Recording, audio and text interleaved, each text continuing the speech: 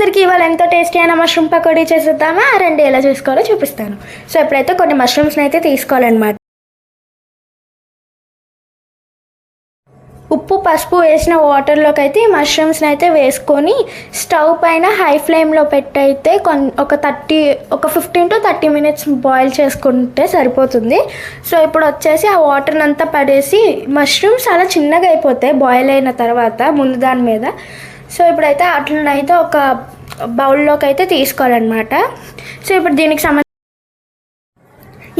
బ్యాటర్ని అయితే రెడీ చేసుకోవాలి. దీనికోసం బియ్యం పిండి, శనగపిండి, ఉప్పు, కారం, పెరుగు, జింజర్ గార్లిక్ పేస్ట్, ఇంకా ధనియాల పౌడర్ కావాలన్నమాట. సో ఇట్లనైతే బాగా మిక్స్ చేసుకోవాలి, కొంచెం వాటర్ వేసుకొని. సో ఎక్కువ వాటర్ కూడా వేసుకోకూడదు, కొంచెం వాటర్ వేసుకోవాలి.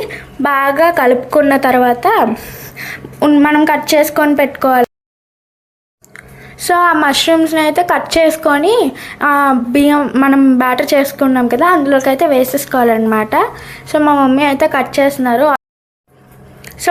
అయితే కట్ చేస్తున్నారనమాట. ఇప్పుడైతే ఆ బ్యాటర్ని అయితే బాగా కలుపుకోవాలి. వేసిన తర్వాత ఇప్పుడు ఇట్లనైతే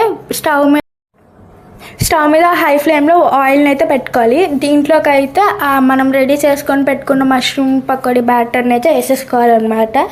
సో బాగా బాయిల్ అవ్వాలి, గోల్డెన్ బ్రౌన్ కలర్లోకి రావాలన్నమాట. సో అవి గోల్డెన్ బ్రౌన్ కలర్లోకి వచ్చిన తర్వాత మనమైతే తీసేసుకోవాలి.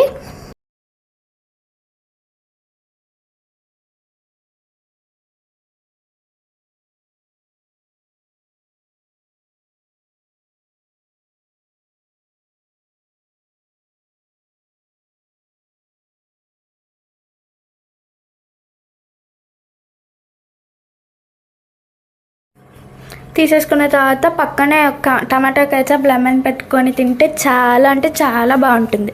సో ఇది ఇవాళ వీడియో. సబ్స్క్రైబ్.